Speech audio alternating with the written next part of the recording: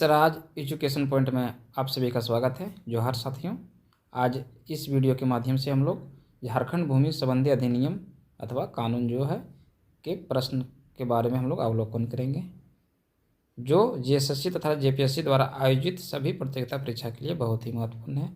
तो आज हम लोग चैप्टर 6 के माध्यम से झारखंड भूमि संबंधी अधिनियम पर प्रश्न देखेंगे। अगर आप अभी भी चैनल में नए हैं तो चैनल को लाइक एवं शेयर करें और चैनल के नीचे दिए गए बेल आइकन पर क्लिक करें।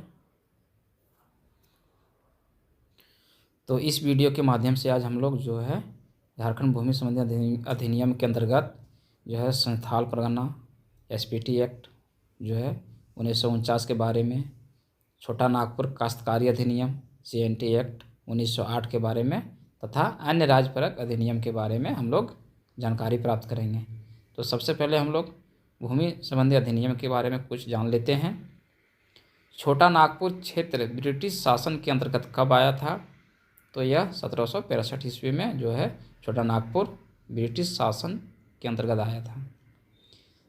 राजा दर्पनाथ शाह ने ईस्ट इंडिया कंपनी की अधीनता स्वीकार कब किया था? तो 1771 ईस्वी में जो है वह राजा दर्पनाथ शाह ने ईस्ट इंडिया कंपनी की अधीनता स्वीकार कर लिया था और उन्हें जो है 12,000 रुपया सालाना देना स्वीकार हुआ था। बंगाल रेगुलेशन अधिनियम कब लागू किया गया था? तो 1793 ईस्वी में, जिसे अस्थायी बंदोबस्त कहा जाता है, और उस समय जो गवर्नर थे वो कौन थे? तो लॉर्ड कॉर्नवालिस थे। छोटा नागपुर क्षेत्र में विल्किंसन रूल कब लागू किया गया था? तो 1837 ईस्वी में छोटा नागपुर क्षेत्र में विल्किंसन रूल लागू किया गया था। इसके बाद छोटा नागपुर भूधृति अधिनियम कब लागू हुआ था? तो 1869 ईस्वी में लागू हुआ था। छोटा नागपुर भूस्वामी तथा काश्तकारी प्रक्रिया अधिनियम कब लागू हुआ था? तो छोटा नागपुर भूस्वामी तथा काश्तकारी प्रक्रिया अधिनियम जो है सो 1879 ईस्वी में लागू हुआ था। इसके बाद वह सफल रहा, उसमें कुछ त्रुटि रहा। इसके बाद जो है बंगाल काश्तकारी अधिनियम लागू हुआ, और कब लागू हुआ? 1897 ईस्वी में। और झारखंड में मुंडारी खूंट कट्टीदारी प्रथा प्रदान कब किया गया था? तो 1903 ईस्वी में। और एक और अधिनियम है बिहार भूमि सुधार अधिनियम, कब लागू हुआ था? तो 1950 ईस्वी में। अब हम लोग छोटा नागपुर काश्तकारी अधिनियम 1908 के बारे में जानकारी प्राप्त करेंगे। इसको शॉर्ट में हम लोग सीएनटी एक्ट 1908 कर सकते हैं। छोटा नागपुर काश्तकारी अधिनियम का जो प्रारूप का जो निर्माण कब हुआ था? तो 1903 ईस्वी में हुआ था। छोटा नागपुर काश्तकारी अधिनियम प्रारूप का निर्माण 1903 ईस्वी में हुआ था। छोटा नागपुर काश्तकारी अधिनियम लागू कब हुआ था? तो 11 नवंबर 1908 ईस्वी में हुआ था। इंडियन काउंसिल एक्ट 1892 की धारा 5 के तहत 11 नवंबर 1908 को छोटा नागपुर काश्तकारी अधिनियम लागू किया गया था। भारतीय परिषद अधिनियम की जो है 1892 की धारा जो है 5 के तहत।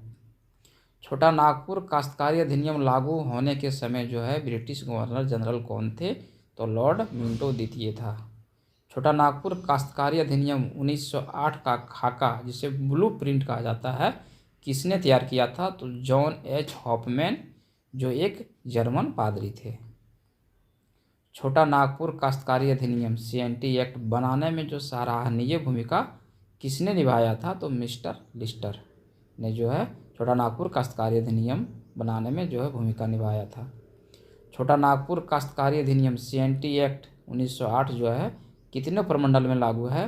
तो यह कुल 3 प्रमंडल में लागू है। कौन कौन से प्रमंडल हैं? उत्तरी छोटा नागपुर, दक्षिणी छोटा नागपुर तथा परमाणु प्रमंडल हैं। छोटा नागपुर काश्तकारी अधिनियम में कुल कितने अध्याय हैं? तो इस अधिनियम में कुल 19 अध्याय हैं। छोटा नागपुर काश्तकारी अधिनियम 1908 में कुल कितने धाराएं हैं? तो सीएनटी एक्ट 1908 में कुल 271 धाराएं हैं। छोटा नागपुर काश्तकारी अधिनियम में कुल कितने अनुसूची हैं? तो सीएनटी एक्ट में कुल 2 अनुसूची हैं। छोटा नागपुर काश्तकारी अधिनियम में अभी तक कुल कितने संशोधन हो चुका है? तो सीएनटी एक्ट में अभी तक कुल 26 संशोधन हो चुके हैं, जिसमें प्रथम बार 1920 में हुआ था और अंतिम बार 1995 में हुआ है। अब हम लोग सीएनटी एक्ट के कुल 19 अध्यायों के बारे में जानेंगे। अध्याय 1 में प्रारंभिकी, अध्याय नंबर 2 काश्तकारों के वर्ग और अध्याय नंबर 3 भूधारक, अध्याय 4 में अधिभोगी रैयत, अध्याय 5 में खूंट कट्टी अधिकार प्राप्त रैयत, अध्याय 6 में अनाधिभोगी रैयत और अध्याय 7 में भाग 4 व 6 से छूट प्राप्त भूमि। अध्याय 7 में है कि जो भाग 4 में है अधिभोगी रैयत और भाग 6 में जो है अनाधिभोगी रैयत से जो छूट प्राप्त भूमि है उसके बारे में अध्याय 7 में कहा गया है। अध्याय 8 जोतों और भूधृतियों के पट्टे एवं अंतरण। अध्याय 9 में लगान के बारे में साधारण उपबंध और एक उप अध्याय है 9 का जिसमें बंजर भूमि का बंदोबस्त। अध्याय 10 में भूस्वामी एवं काश्तकार के प्रकीर्ण विविध उपबंध है। अध्याय 11 में रूढ़ि एवं संविदा। अध्याय 12 अधिकार अभिलेख एवं लगान का निर्धारण। अध्याय 13 भूमि संबंधी शर्तें एवं उनका रूपांतरण और अभिलेख। अध्याय 14 में भूस्वामियों के विशेषाधिकार युक्त भूमि का अभिलेख। अध्याय 15 जो है अधिकार अभिलेख तथा खूंट कट्टी अधिकार वाले रैयत, ग्राम मुखिया तथा अभिधारियों जो काश्तकारों के अन्य वर्गों की बाध्यताएं हैं। अध्याय 16 में उपायुक्त द्वारा संज्ञेय विषयों की न्यायिक प्रक्रिया और एक उप अध्याय इसका 16 का क है जिसमें बिहार एवं उड़ीसा लोक मांग वसूली एक्ट 1914 है। अध्याय 17 परिसीमन। अध्याय 18 मुंडारी खूंट कट्टीदारों के विषय में विशेष उपबंध और अध्याय 19 और अंतिम अध्याय जो है वह है अनुपूरक उपबंध। तो कुल CNT एक्ट में 19 अध्याय हैं और अगली वीडियो में हम इसके जो है 271 धाराओं में से कुछ प्रमुख धाराओं का वीडियो लेकर आपके सामने हाजिर होंगे। अब हम लोग चलते हैं संस्थान परगना काश्तकारी अधिनियम 1949 SPT एक्ट 1949। अगर आप चैनल में नए हैं तो चैनल को सब्सक्राइब करें क्योंकि GSSC और JPSC द्वारा आयोजित जितने भी प्रतियोगिता परीक्षा उससे संबंधित महत्वपूर्ण क्वेश्चन अथवा महत्वपूर्ण प्रश्न का वीडियो को लेके ही हम आते हैं जिसमें जो है कि पूछने की जो है प्रश्न पूछने की संभावना बहुत ही ज़्यादा रहती है। SPT एक्ट 1949 संस्थान परगना अधिनियम कब लागू हुआ था? तो संस्थान परगना अधिनियम जो है 1855 ईस्वी में लागू हुआ था और लागू करने वाले अधिकारी कौन थे? वो जॉर्ज यूल थे जिसे यूल अधिनियम भी कहा जाता है। संस्थान परगना बंदोबस्त अधिनियम कब लागू हुआ था? तो संस्थान परगना बंदोबस्त अधिनियम 1872 ईस्वी में लागू हुआ था। संस्थान परगना लगान विनियमन कब लागू हुआ था? तो संस्थान परगना बंदोबस्त अधिनियम के बाद जो है संस्थान परगना लगान विनियमन लागू किया गया था 1886 ईस्वी में, जिसको इंग्लिश में हम लोग संस्थान परगना रेंट रेगुलेशन कहते हैं।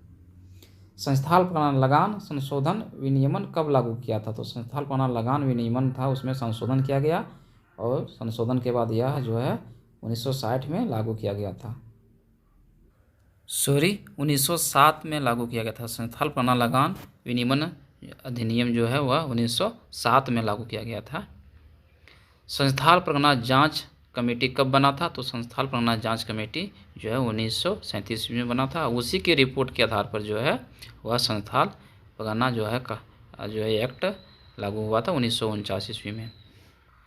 तो संस्थान परगना जांच कमेटी का जो है वह बना था कब? तो 1937 ईस्वी में और उसी के आधार पर संस्थान परगना काश्तकारी अधिनियम लागू किया गया था, जिन्होंने अपनी जांच रिपोर्ट जो है गवर्नर को सौंपा था। तो संस्थान परगना काश्तकारी अधिनियम कब लागू हुआ था? संस्थान परगना काश्तकारी अधिनियम 1 नवंबर 1949 को लागू हुआ था और यह बिहार अधिनियम संख्या 14 1949 के अंतर्गत 1 नवंबर 1949 ईस्वी को SPT एक्ट 1949 लागू किया गया था।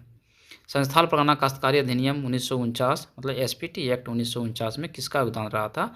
तो SPT एक्ट में JF गेंचर और हग मैकफरसन का जो है वह बहुत ही महत्वपूर्ण योगदान रहा है। SPT एक्ट 1949 ईस्वी में कुल कितने अध्याय हैं? तो संस्थान परगना काश्तकारी अधिनियम में कुल 9 अध्याय हैं। SPT एक्ट 1949 में कुल कितने धाराएं हैं? तो संथाल परगना काश्तकारी अधिनियम में कुल धाराएं जो संख्या है वह 72 है। और संथाल परगना जो है काश्तकारी अधिनियम 1949 ईस्वी में कुल कितने अनुसूची हैं, तो एसपीटी एक्ट 1949 में भी कुल अनुसूची की संख्या 2 है। अब हम लोग कुल 9 अध्याय के बारे में जानेंगे। एसपीटी एक्ट में कुल जो 9 अध्याय हैं उसके बारे में हम लोग विस्तार से जानेंगे। अध्याय 1 में प्रारंभिकी है।